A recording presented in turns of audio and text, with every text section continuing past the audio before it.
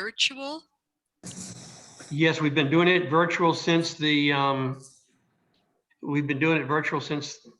pandemic started.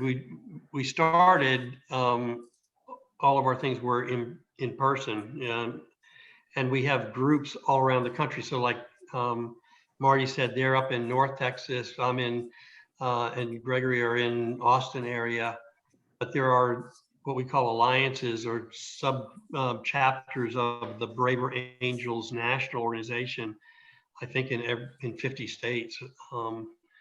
So you can usually find one closer to your area, but you can see it's the online has allowed us a whole lot of more opportunity to to get together. That's And even if wonderful. you're in the same geographical location, to get together in a in-person meeting means everybody's got to travel and go to that setting, and so that's a little bit of a barrier as well. So Carl, I just wanted to just share, AJ did respond to my text. He said there are more registered, but they may, for whatever reason, may not just be showing up. But he said, yeah, they're more registered for the session. I think maybe what we ought to do as I rethink this and also gather input from others is maybe we should just kind of walk through what would happen in the session, and we can do that in the entire what happens in the entire workshop, just so you can see it, not participate, not take all the time to do it, but just to see it. And then Sarah, we can also provide you some more background about Braver Angels, and we can send you some further information about it. And then we can look for an opportunity to do a full-scale workshop. Because as one of our team members pointed out, you really lose if you don't have multiple breakouts. Then when you come back and you share perspectives, you only share the perspectives that you've just gone through, right, in the breakout. There's no other, and so those group dynamics are lost, and so you don't really get a full experience. So Marty, are you okay with maybe sharing your screen and kind of walking through the slides just as a demo of what it's like? So, and then Sarah, since you printed out the participant guide or have it available, Marty can refer to that and you can kind of see how that comes into play. Yeah, I've got it available to look at. Gregory, do you have the participant guide open either on your computer or printed out? I do. You have it too? Okay. Yeah. Carl, the answer to your question is yes, we can do that.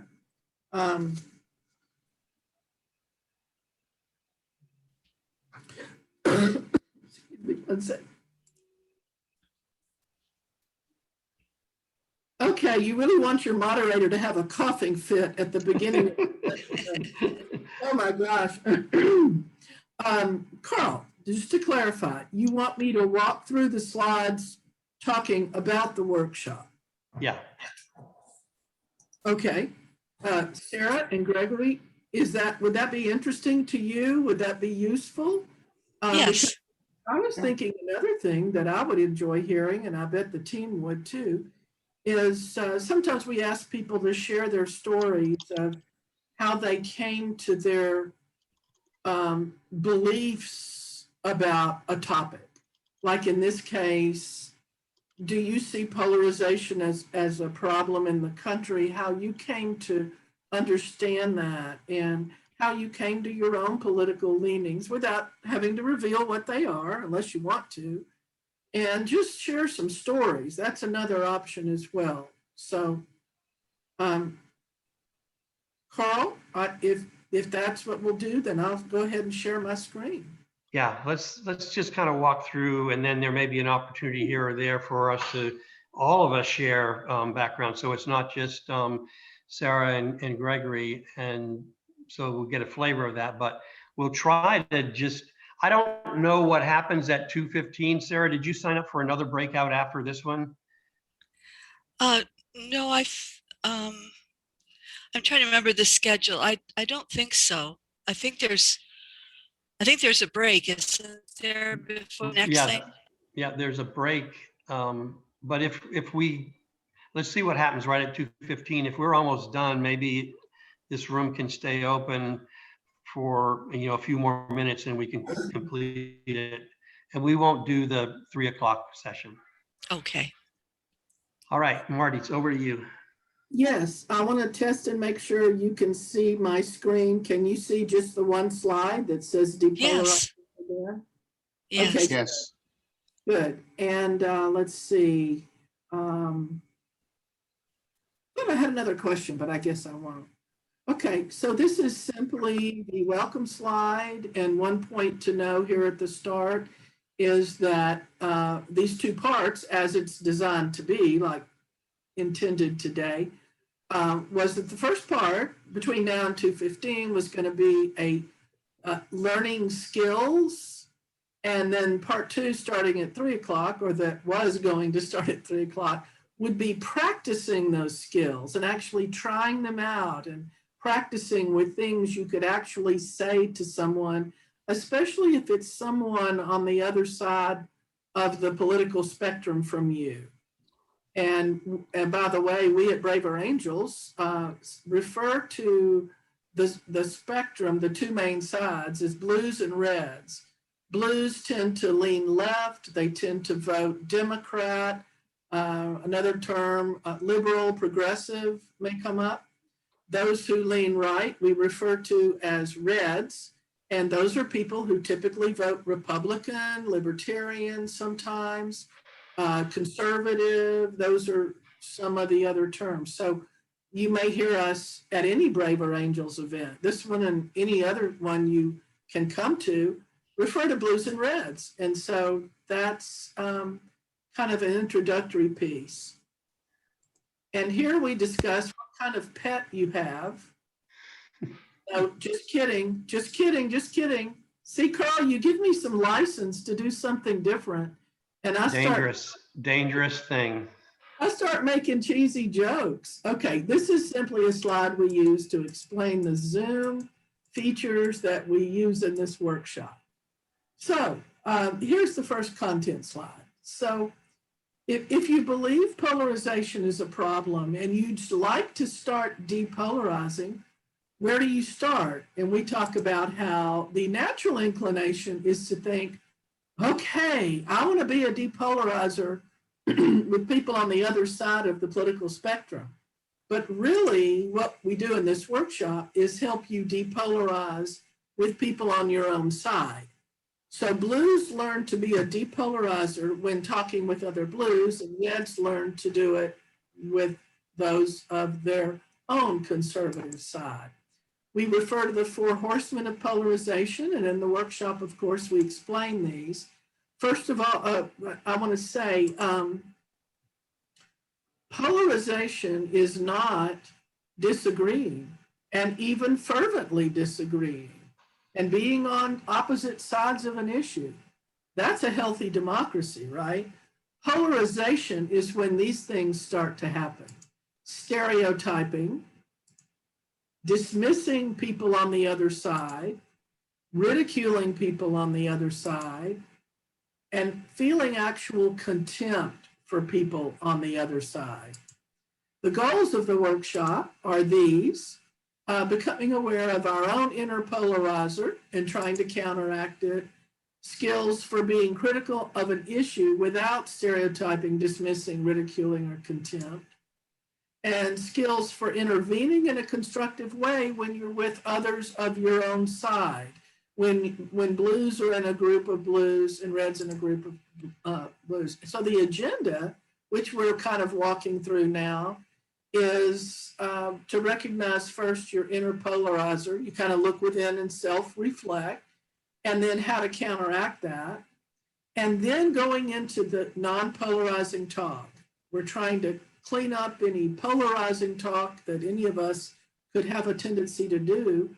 and be able to speak about politics in a way that's depolarizing and non-polarizing. And then the skills for having those conversations. We actually have a skill model that you learn. And then there is a demo where Karl and I have a lot of fun having one of those conversations. One of us blue, one of us red, and we sort of demonstrate how that conversation can go. And then practice, that's just one word on the agenda, but that's a big part of it, because all of you would get to practice all the parts of that kind of conversation. And we have a wrap up at the end that has several steps to it. Okay, so we go first to recognizing our own inner polarizer. There's kind of a quiz that we go through where there are all these questions and you self-reflect and answer. I sometimes do that. I rarely do it, or I never do it, or I do it a lot. I do it too often, blah, blah, blah. There are a lot of choices there where you get to look at yourself and say, oh yeah, I do that sometimes, or no, I never do that. So that's a fun thing that we do. We have certain specific questions. And then you step back from that and you reflect. Uh-oh, okay, now that I see all my answers, sometimes I do this, I never do that, all that. You get to take an exercise in humility, in reflecting on what that means about your own inner polarization. And this is where Karl was talking about, where you go into breakout rooms. And they're usually groups of 4 when we have a big group, and you talk about your answers and how and you know how your self-assessment came out. And so we give you some guidelines for breakout rooms. And then when you come back from the breakout, we ask you, and we'll ask you this a lot in this workshop, what did you learn about yourself from that exercise? And there, you know, sometimes people will say things like, wow, I found out I stereotype a little bit more than I'd like to. And I have a tendency to do this. Or I found out I kind of do this part pretty well. And I need to stick with that because that's a good thing. And here's another thing, boy, I need to clean that up. So people learn a lot about themselves there, which is, I mean, who doesn't like that, right? We have a whole part where it's all about you. How many times in life do you get something that focuses on you? It means all about me. And you get to have that experience here. So it's very revealing. People are a little vulnerable there and they share with each other. And as people show a little vulnerability and they bring their heart to it, as well as their head, everybody, that encourages other people to do it, and it becomes a real bonding and learning experience.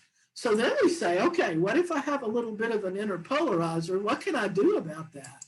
And we go through how to resist these things, how to resist stereotyping others. You go into breakouts and then you reflect and talk about that.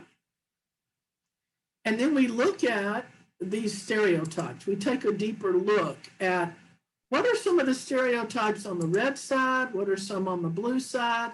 And everybody starts to see, oh yeah, I've talked about that before. Oh yeah, I thought that about my friend before. I have a family member that I've thought that about. So it's another real eye-opener.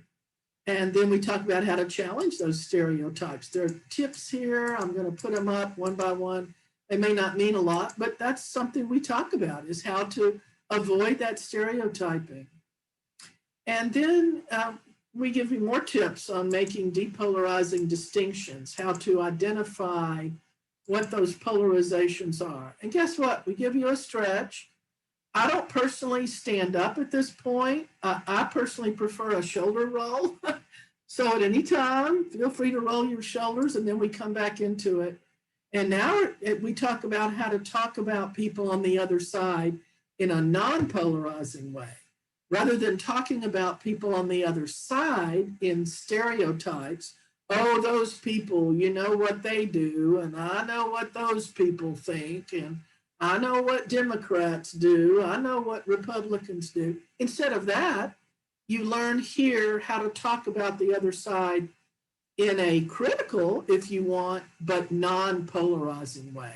And that's going to be the key to healing in our country, which is why I know I and the other parts of the Braver Angels team here today, that's why we do what we do, because we see these kind of skills learning as a healing aspect for our country.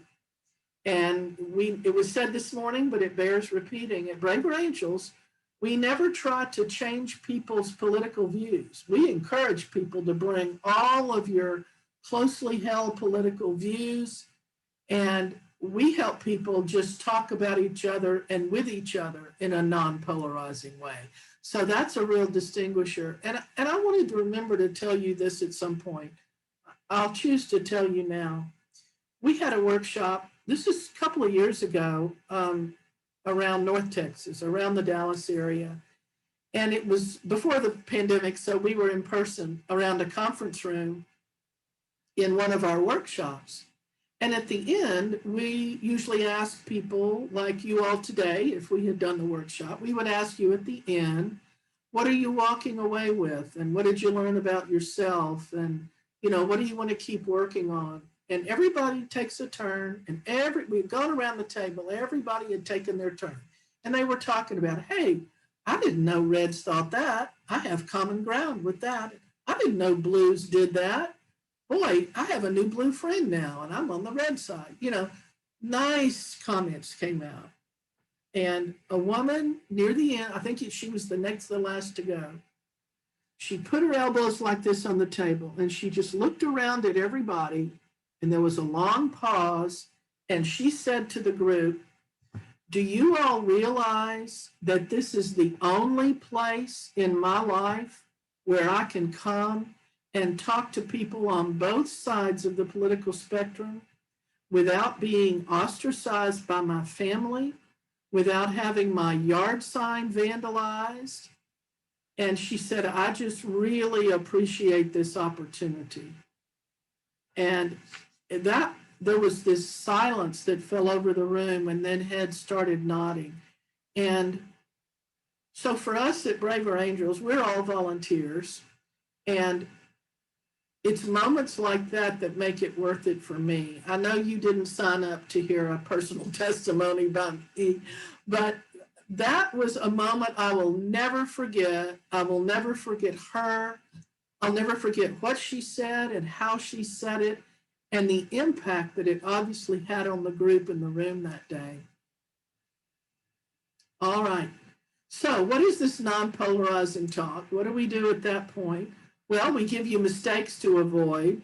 So when we know there are predictable pitfalls, we want to help you learn what those pitfalls are and help you avoid them. That's what we do here. We give you some tips to remember, and we give you an opportunity to self-reflect and think about, okay, based on what you're learning here, what depolarizing strategies will you work on and use going forward? And then you go into a breakout and talk about that with each other. So Sarah and Gregory and the other participants will talk in a small group about what are you learning that you want to keep working on and using. And then you come back from the breakout and people from various groups share with each other. And that's the dynamic we wouldn't have today. If we were trying to run the workshop, we wouldn't have another group talking to you. And when it was your turn to talk, Sarah and Gregory, you wouldn't have another group to talk to. And that's where some of the magic happens in those kind of discussions. And then at 2:15, there would be a break. And normally we give a 10 or 15-minute break. But hey, today there would have been a 45-minute break, as you know, before we come back at 3 o'clock. All right, I want to pause there because the next thing is what we would have gone into at 3 o'clock in part 2, and I'll be glad to share that as well. But I want to pause and see, Karl, did you want me to do that? And I also want to see if Gregory and Sarah have any, I'd like to know your initial reactions to what you've heard so far about part 1 of the workshop. If you could unmute and talk, I'd love to hear your thoughts. Yeah, I really liked your story about, that one woman who had never had an experience of being able to be in a setting with other people where she could, feel accepted and valued and respected, for her beliefs. That's really powerful. Yeah, Yeah. it really was. Thank And you, it Sarah. and it reminds me, the congregation that I'm a part of, the Sisters of the Holy Cross, I'd say that most, probably the majority of the congregation is Democrat. And so the few that are Republican often feel like they cannot, that they're not respected, that they cannot speak their opinions or their values or their mind. Um, and I have felt really bad at times for those individuals, you know. And I also know that some of the sisters that are Democrat, you know, can't even stand to listen to, you know, someone of the other side on the TV. You know, they just have to get so upset and so angry, they just have to turn it off. You know, and so I see, you know, I know there's polarization within our country for sure, but I've also seen it within our own congregation of our sisters that that some are just so anti the other side, and they get so angry and upset with what they see on the news or on the television that they just can't even listen to it. They won't even listen to if the president's of the other side, they won't even listen to it on the TV. You know, and I think that's really sad. Yeah, but anyway. Yeah, I think that that's a really important point, because there's a lot of people who see the other side through the way the extreme forces of the other side articulate their views, and you can get upset, and more at that. But what you end up finding out when you go through some of these workshops, and you got a balance of reds and blues, one of the first things you discover is, not all blues feel the same. There's a spectrum of views on the blue side, and the exact same thing is true on the red side. And it allows you to understand that and see that, as long as you're willing to listen, and ultimately, you get to see the other side as other human beings, and they have reasons that they have come to their viewpoints.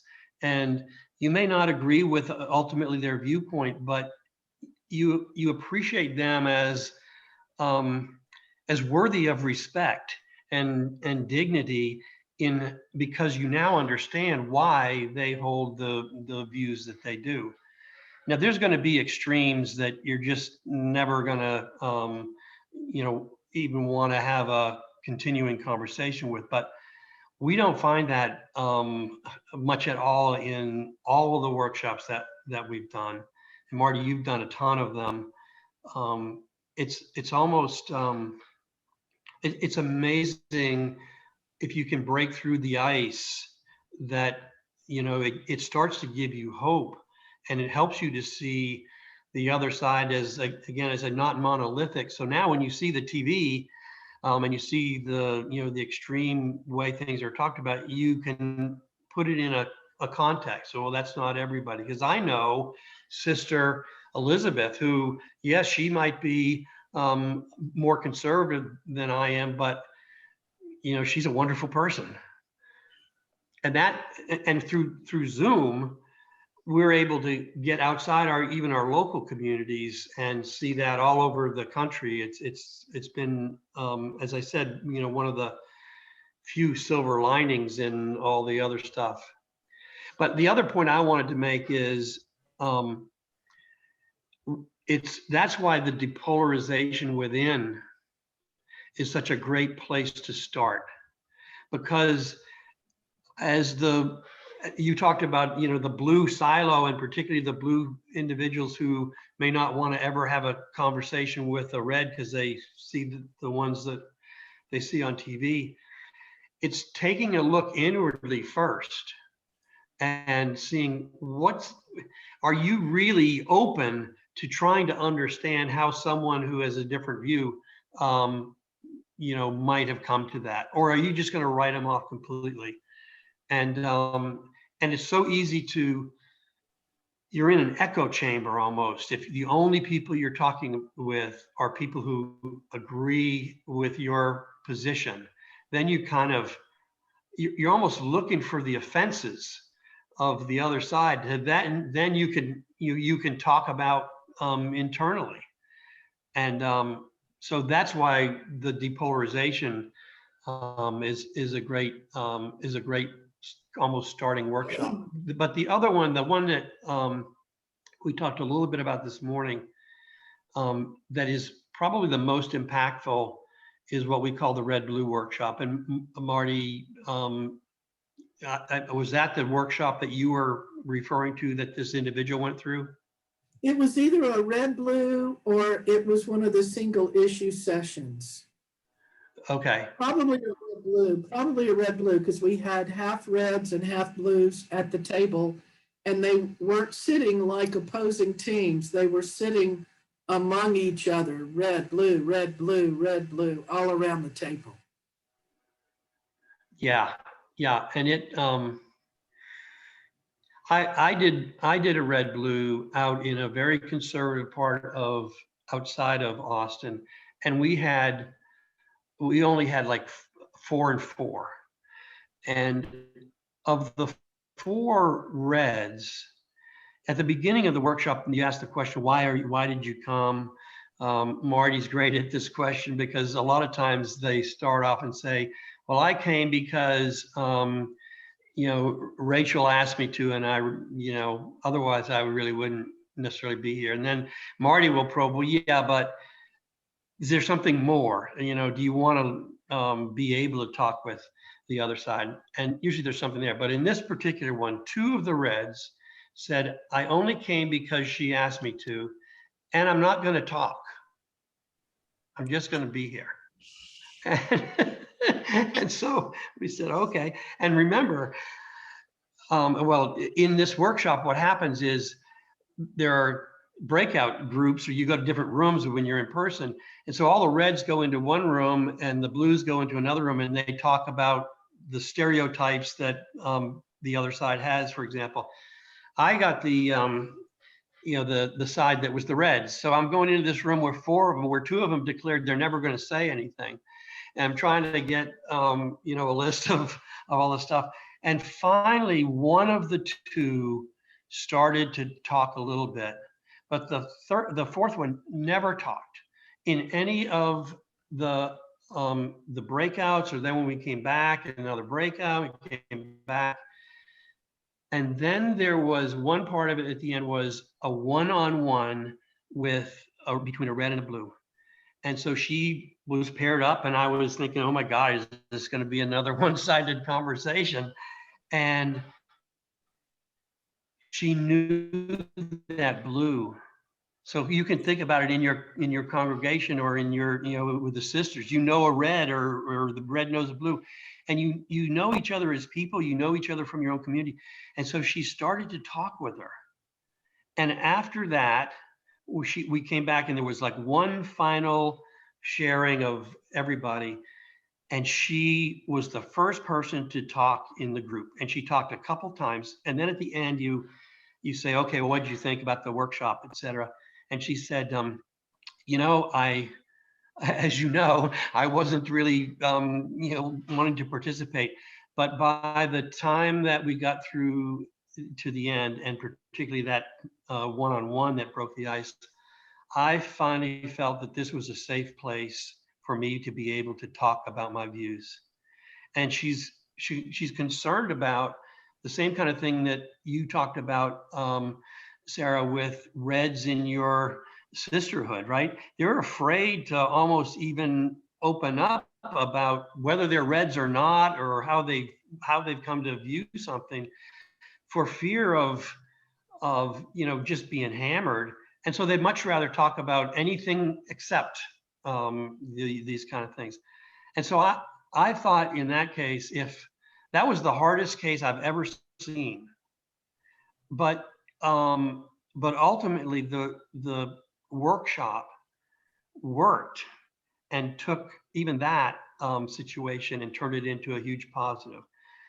And so that's the benefit of people ultimately, going through an entire workshop and being, hopefully being open. Most people come to it open to try in any event, and it works really, really well. You mentioned that you have blue and red workshops, and then you have some workshops that are one particular issue. Yeah, we have like debates or discussion groups or town halls where we take on a particular issue, voting rights, voting by mail, healthcare, and in different iterations of these kinds of things, you can have it be like they're never a debate in terms of a winning and losing side, but you can have something that's kind of starts out as in the formulation of a debate, like you have a resolution resolved, healthcare should be made available to everybody in the country for free, pro or con, and then people talk on both sides of that. Other things we've done is you have an issue and we have a series of questions about it. So we did one with some college kids about the voting by mail situation and where they came out on that. And like the first question was, where do you, which of these best describes your position? Voting by mail should only be for people who have a need for it, either a physical need because they're disabled or they're geographically outside of the country. That was one. Second one was voting by mail should be available to people who want to do it, so they have to apply for a ballot and then receive the ballot. And then the third was more the universal, well, everyone who's registered gets a ballot in the mail and then can return it. And in each of our groups, there were students that fit into each of those three categories. So then we had them talk about why, and they heard each group's reasons for where they came out. And then we had follow-up questions that were designed to just continue the dialogue and drill down a little bit further. Marty and I did one just, it was last weekend, right, Marty? We did one on, we did one on race, but the day before I had done one with another Brave Angels individual on climate change, where we tried to do the same kind of thing of a series of questions. So that's, and there are things that are run out of National, Brave Angels National, and we'll give you the website and you can see those things. And they do these debate kind of things all the time, and they have kind of book discussions, and then they do all these workshops, including a Depolarizing Within workshop that you can sign up for, especially now virtually. And maybe it's run by a North Carolina alliance, or maybe it's run by Minnesota, or maybe it's run by us. So there's a whole lot of things. But one final thing I'll mention to you is here in Austin, we do a couple of events that are really informal. One is called How You Doing? It's a 1 hour session. We have it every couple of weeks, and people come in and we go over some ground rules for respectful conversations. And then we put them in breakout groups of like 4 people, and that for half an hour, and they are just to talk about what's on their mind this week, what's bothering them, what's most concerning to them, and do they have they come across things that help them deal with the stress of the situation, and then those discussions go on for the half hour, and they come back to the main room, and we have a debrief, and people share what they talked about and what was on their minds and what are ideas for coping. And that's something that if you were interested in, we could send you information about, or you could look even on our website, which we'll give you a link to, and you could find some of these. That's the easiest way to dip your toes into a discussion, but you would see that you know, it's kind of uplifting. We have one person from Washington State that comes to all of our things now of these, and she's pretty much has been restricted in terms of a movement because of COVID. And so she looks at it as almost a lifeline to get out and have a conversation with people. And, you know, so that's the beauty of the things that are even less formal, and don't take a whole lot of time, but exposes you. And Marty, one of the people who comes is Joe Mueller. And you might mention about Joe because he is a character and he's a great individual. Hey, Thanks. Carl. Yep. Hey, this is Rick. Do you suppose it would be helpful for Sarah and Gregory if I did about a 1.5-minute tour of the Braver Angels website? Oh, yeah. Would you like to see that? Yeah, that sounds good. Yeah. I think that sounds like a good idea, but question for the team real quick. Yeah. I had asked Sarah and Gregory about their initial reactions to what they've seen so far that I presented. And I'd still like to hear Gregory's reaction to that. And at the same time, I didn't know if we're shooting to finish at 2:15, to be sure we leave time if you still want to continue going through part 2 of the workshop. And then I had a couple of stories I wanted to share. One is about Joe, Carl, and the other one is something I heard a Catholic nun say that I was going to share. So with all those things that we want to do, the website and all that, which one of those do we want to use the last 20 minutes of our time to do? Well, let's do Gregory's reactions to the first half first, because I sort of started filibustering and I shouldn't have. And then maybe we can quickly do the website. And then I think it'd be good to go through the other slides and then your stories. Okay, well, Carl, you're getting about as good as I am at giving shameless plugs about Braver Angels. So that will always be okay. All right, Okay. Gregory, based on what you've heard so far about this workshop, what were your initial reactions? I like the flow of it, and I'll use the term curriculum. I like the way that you roll through, and the process of really the self-reflection piece. And it's really the bulk of it is self-reflection. How am I talking about this? How am I approaching this? And then there's the real piece that I think is very valuable is understanding that that stereotyping, that we broad stroke certain characteristics and demonize folks in an area where in reality we're more alike than dissimilar. And so I like that you're intentional about really getting us, the participants, to a point of understanding that. And that comes through conversation, obviously, and that's part of the breakout and the talking and addressing different questions. But I think that's what's missing, and the work that you all are doing, not what's missing in your work, but the work that you're doing is addressing what's missing in our conversation in our society, is that we live next to each other and we're happy to, in church or in a grocery store, oh, I'll open the door for you. Hey, what about that watermelon? What about that can? What's the price of this? But the moment we identify that same person as having a different political view or something else, we just immediately otherize them. And we've got to get better at, we just can't do that.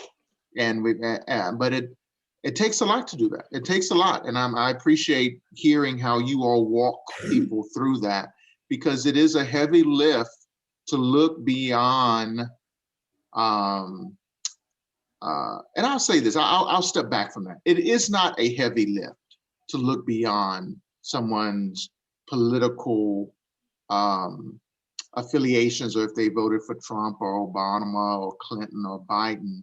I think what we're wrestling with is all the media and all the other things that are pushing our opinions of each other more than anything. I think that's what, if we could get all of that clutter out and get folks to really just address issues as issues, then I think the society would feel a lot more comfortable doing that. But because, you know, it's just difficult to address that individually, because we have so much of the society piece bolstering us up to feel other, you know. But you know, and I'll say this in closing, because I know that we have other things to get to. I've had several conversations with Karl leading up to today. I mean, back in the fall, we were like meeting every other week. And those were very enlightening to me. One, just to learn about Braver Angels, but also part of us getting to know each other was talking about a few issues, and me hearing him talk about something in his point of view, and he hearing me address that. And so that was beneficial. And it's just those types of things, from stranger to some understanding and being able to communicate and move forward, even if we still feel different politically or on an issue, whatever. So thank you. All that to say, thank you. Well, So I think maybe what we ought to do, aside from reacting, is go through the second half and then cover the website kind of where it comes up in the slides, and then we could have Rick do a deeper dive into it then. The only problem is you've got 15 minutes left. Yeah, but Marty's going to be able to go through this pretty fast. Okay. okay, you guys, but first I want to respond to what Gregory said. Gregory, thank you for what you said. You express yourself so well, in fact, so well that you used a term that I would like to steal if it's okay with you.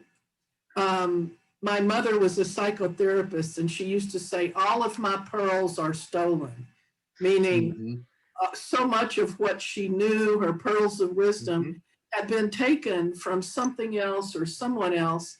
And that's each one teach one, right? So do you want to know the term I'm stealing? What is it? Otherize. Oh, yeah. We're not going to otherize. We're not going to polarize. That is exactly what we're trying to avoid and heal. So thank you for that term. You're welcome. Okay.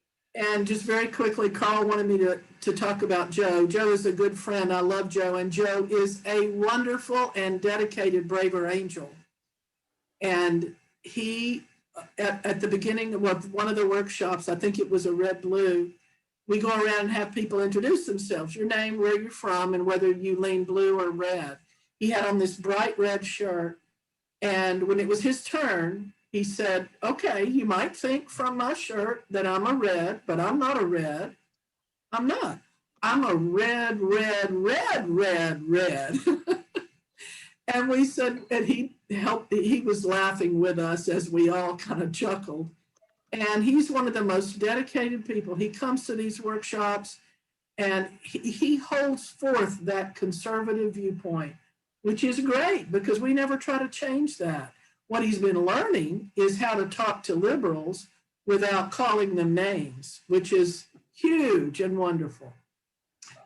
Okay, so here is, back to the point, the second half of the workshop. This is when I told you earlier, we go into skills. We cover mistakes to avoid in your conversations. This is where we get into those conversations. And I told you we had a model. Here's the model, and we're not going to take a deep dive into it like we would, but the first step is to listen. Boy, being better listeners is a huge part of it. Acknowledging what you hear by either letting someone know you heard something you really disagree with, at least you heard it, or if you agree, you say that. And then before you share your own opinion, and you'll get your chance, you pivot by giving like a turn signal in your car to say, okay, I'd like to share my view, and then you do so. And you learn ways of sharing your view. I love this visual. Two people looking at the same thing and they're both right. They're both correct. One sees a 9, one sees a 6, and they're both correct. How are they going to talk about it though if they see it that way? And we go through perspective, different backgrounds, and neither side is perfect. We do some acknowledgement of that. And dismissing others is just not useful at all. And then what about when you're speaking, when you hear a yes, but? If you get pushback, we give you some ideas for dealing with that. And then we follow up. This is where Karl and I do a demo. A blue talking to a blue, a red talking to a red, using the skills learned in this workshop. And then we ask the group, what skills did you see in the demo? And this is where you guys as learners come in and you're listening to Karl and me and you're identifying, oh, that was a listen, that was an acknowledge, that was a pivot, I heard the pivot. And that's where you really get good at it. And then the rest of the time is really practicing. You go into breakouts, you talk in the group, you practice, you use your handout, and I'll just walk through all of that. Sometimes this is the most useful part of the workshop because it's actually not just thinking about skills, but using them. And that's the breakout here. And then you read out your examples. We have one more stretch. And then Gregory, since you like that reflection, we give them time to reflect on practicing their pivot statements. That's when you move from, okay, I've been listening to what you said, and now I'm signaling that I'm about to give you my opinion. Another breakout and practice with pivot statements, and then offering a perspective. You practice that too in a breakout. We go into some final thoughts where we wrap it up with a long-term perspective, not just in those individual conversations, but a longer term perspective. We go through that. And then we start the wrap up. And we're getting to the website here in a minute, where we ask you to evaluate. We'll let you evaluate your moderators, the workshop design, the experience, what did you learn, all kinds of things. And then everybody checks out. And that's where that came up when I shared earlier, the woman who said, this is the only safe place I can come. This is the checkout where everybody says what they're going to do differently and what they learned.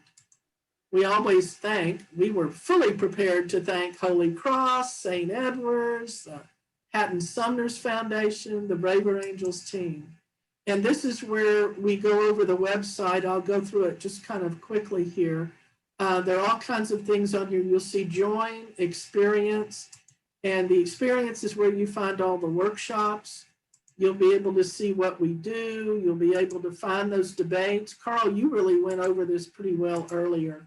Yeah, but I think Rick is going to actually, at the end here in a minute, going to actually bring up the website, and so you can actually see what this is.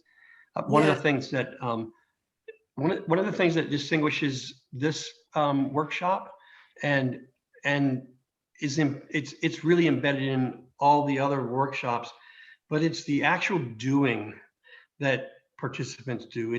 We went through it quickly in terms of those breakouts, but before each of the breakouts, you take time and you physically write out what your statement would be if you wanted to make an acknowledgement, and only an acknowledgement. And the same thing, then you come to another one, what do you do if you want to do the pivot? And the pivot has got to, again, be only the pivot. It's like they talk about it being the signal on your car when you're letting people know you're about to turn, but you're not making the turn yet. So it's the kind of thing of, I've thought about this a lot as well. Would you like to hear my thoughts? Right? That's a pivot, not I've thought about this a lot and I kind of think differently in this way, because that's both a pivot and starting to do the last thing, which is, your own perspective. And it's important to keep each one of those steps separate to have the most effective kind of conversation that's going to be constructive. And I'll say one last thing, and then we'll let Rick pull up the website. But all of these workshops have been developed by a gentleman named Bill Doherty. He has met him on Zoom. He is a college PhD professor at the University of Minnesota, but he's also a marriage and family therapist. And the techniques and skills that are used in all these workshops are ones that are essentially borrowed from his background and experience in being a family and marriage therapist. So those same kind of skills are now bridged over into these kinds of conversations. And so you see, number one, they can be used in a politics kind of situation, a political divide, but they can be used in any kind of difference, discussion between people, differences, whatever that difference is, because there are these kind of core skills that you want to go through to understand about the other side, to really listen, and then to frame how you respond in a constructive way. Rick.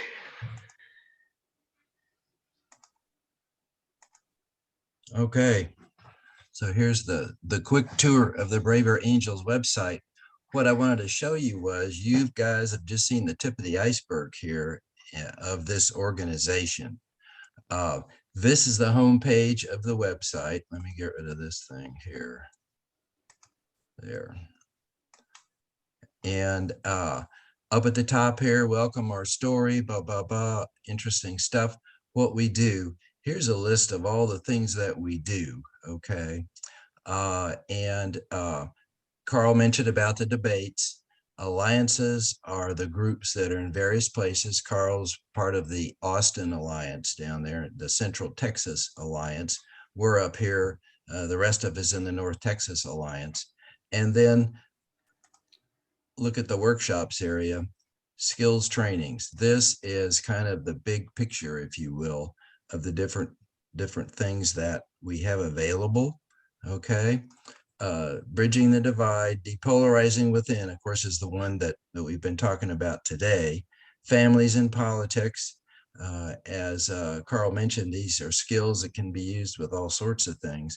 We're basically focused on politics, trying to get people brave enough to talk to other people about politics, because the way it is today, I think Gregory mentioned, it actually is, you got to be brave to talk to people. And these workshops give people practice in being brave and talking to others. And you heard, I guess, Marty talking about some things she saw in red-blue workshops, common ground, there's stuff on race, and then all sorts of other offerings here. So just so, you know, that's all there. If you find one of those things that you like and want to find out about, you can find an event here under Get Involved. And here's the entire events calendar for everything. If, for example, you wanted to, over here on the left-hand side, I want an online workshop. And what I'm looking for is, here's the various online workshops coming up this next week. So you can see there's common ground, red, blue, debate, red, blue, documentary, etc. And there are, I'm scanning down here, there are ones for depolarizing within. For example, on the 22nd, this next week, there is one being run out of Virginia. There is a national one that's being run. Let's see, where is it? Right here, there it is. On April 24th, and you can go in through this website, register for those, et cetera, et cetera. So just know all that is out there, and you know, hopefully you'll be able to take advantage of it at some point. And you don't have to be a member to participate in most of these. There are some that you will say members only, but most of them are open. But the good news of becoming a member is it only is like $12 for a year. And what that does allow you is to get access to even more training and skills and other materials, but you don't have to do that to start in if you don't want to. Before we close, I want to get you guys out on time. Thank you, Karl. Thank you, Rick. That was a good walkthrough. I already admitted I'm not shy about giving shameless plugs, so I put a link in the chat for Sarah and Gregory. I know that the team already knows about it, but on May 17th, we're doing a Depolarizing Conversations about Race, and all races are invited to attend. The workshop's focus is white people talking to white people about race, because we know those conversations are about as broken as white and black people talking, as conservatives and liberal people talking. So I would love for you to register for that and join us. That is hosted out of North Texas. Okay, so I was going to tell you, maybe this is a good way to wrap up. There's a Catholic nun, she's now deceased. Her name is Sister Angelica. Did you all ever listen to her on TV? She used to have a special TV spot, and you can go back in and search her programs. And I watched her evolution from a young nun with brown hair and obviously younger, all the way through, literally until her death. She came on TV and talked about her faith and coached people and all of this. I really enjoyed it. And I remember the one that stuck with me specifically was one year for Lent. She was talking about Lent, and she said, she had this style of like shaking her finger at people. And she said, you know what, during Lent, and I'm not exaggerating the way she talked. You know what, during Lent, you know how people talk about what they're going to give up? And you'll hear people talk about how they're going to give up chocolate, or they're going to give up sweets, or they're going to give up TV, or, things like that. She said, to heck with all that. I'll tell you what to give up.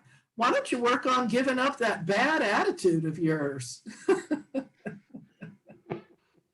And I thought that was so good. And I think about that came to mind today. Obviously, we're with St. Edward's and Holy Cross, but also when we're talking about depolarizing, what are these bad attitudes she was talking about that we all have from time to time?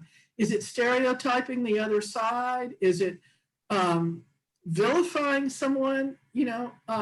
So anyway, I close with that story, giving full credit to Sister Angelica, rest her soul.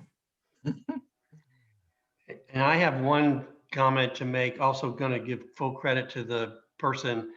And this is what I come away with when I went through the Depolarizing Within workshop, is there was a legendary basketball coach at UCLA named John Wooden. And he was really great in terms of helping his players develop, not only as basketball players, but as, in that case, in men. And he used a phrase in something I saw of being loyal to those not present. And so that has resonated with me. It just stuck with me.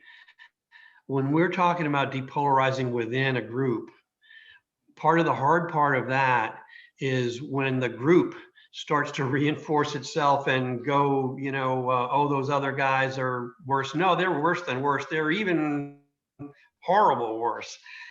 How do you say, well, I know someone in that group and I know they're not that way. So maybe some are, but not all. And that's how I kind of tie them together. That's being loyal to those not present in the group that you're in, that because and you kind of know better, at least with respect to some individuals. It's and that's one of the powers of the depolarizing within. So Marty, thank you for taking us through all those slides and the structure. I guess we should just ask the same question you asked midway. what, for Gregory and Sarah, what do you think about, now that you've seen the second half of it and the whole thing, what's your impression? Well, I'm grateful that this kind of workshops are going on, and also other kinds of groups that have formed that provide teaching on dialogue skills. I've seen other organizations that have formed around, around the world too, to help people like in war-torn areas, to bring the two different sides together, to see each other as human beings rather than as the enemy, and to build some common understanding. So I'm really encouraged when I see that there's all different kinds of organizations that are trying to build a better world through dialogue, through listening, through understanding, through looking at our own biases, our own prejudices. I know in the organization I'm part of Ascension Health, and we're doing, during this time, it's called Abide, but it's working towards becoming a more just organization and a more just, inclusive workplace, to appreciate diversity and to be more inclusive, and having discussions. We were having discussions with one another on Zoom across the country, and so I just am so uplifted when I know that there's lots of different groups that are trying to bring about the same kind of goal of helping us talk to one another, listen to one another, dialogue, respect each other. It just gives me a lot of hope. That's awesome. Thanks for sharing, Sarah. Gregory, how would you like to wrap up? I think that one of the things that in the second half of those slides that really resonated with me, and it's the listening piece. And that's a skill that we could teach more. It's just being present and listening without judgment, without trying to formulate your comeback and your rebuttal. And to allow, part of that is just allowing people to be their authentic selves, and respecting that in each other. And so I like that. I like the whole point of the listening and reflection is important, and we could do a lot more of that just as humans. So, thank you. Yeah, that's great. Thank you, Gregory. I like that saying that we have, that God made us with 2 ears and 1 mouth. So we could listen twice as much as we speak, right? Yeah. When we have those breakouts that I talked about with 4 people, before they go in, we say, remember, by definition, if there's 4 people in here, you should be listening 75% of the time. And it doesn't always go that way, but it's underscoring what you just said, Sarah. And Rick and Abe is stuck with us too. Abe was going to put us into breakout rooms.